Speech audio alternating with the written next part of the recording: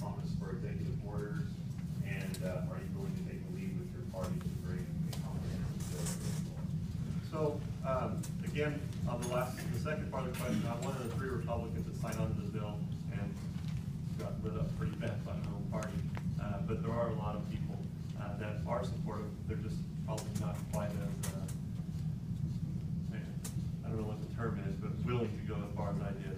The frustrating thing is, after I did what I did, I got beat up, I signed onto this bill, and the Republicans come after me, and then I got a ton of phone calls from all over the country.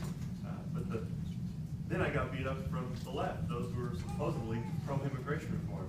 And so all my friends that were talking to me and wondering, oh, maybe I'll work with you, maybe I'll be willing to jump on.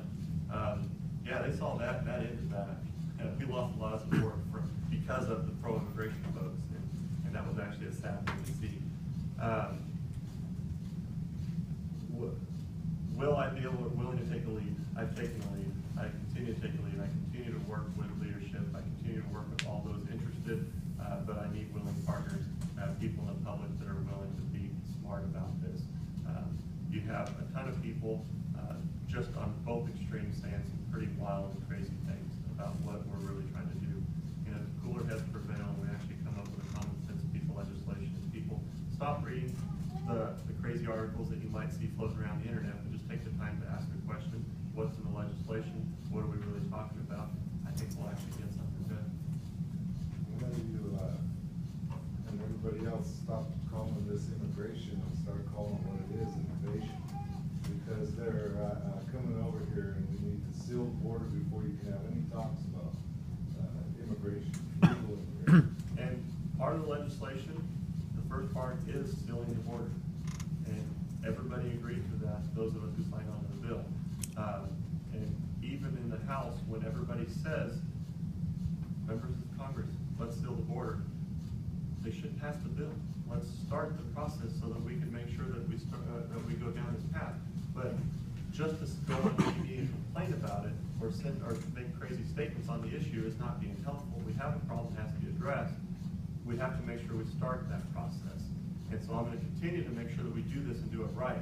But even the legislation I signed on to specifically says that the only time this will take effect is if we make sure that we've got the border secure.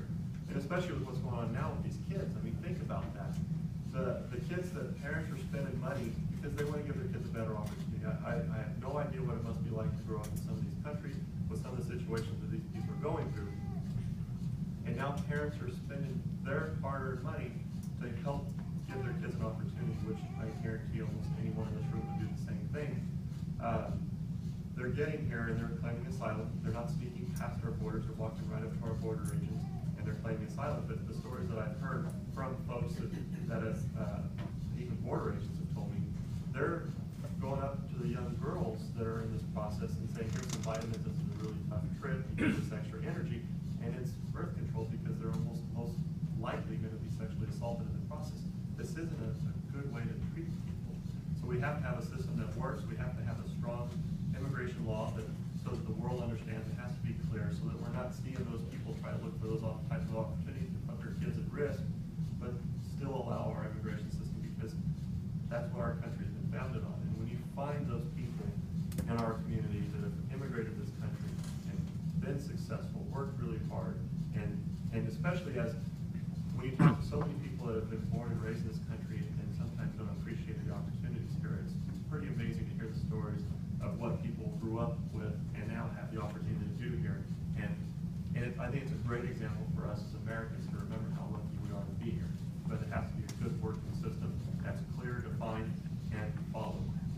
So, I'm sure they're taking these kids and planting them in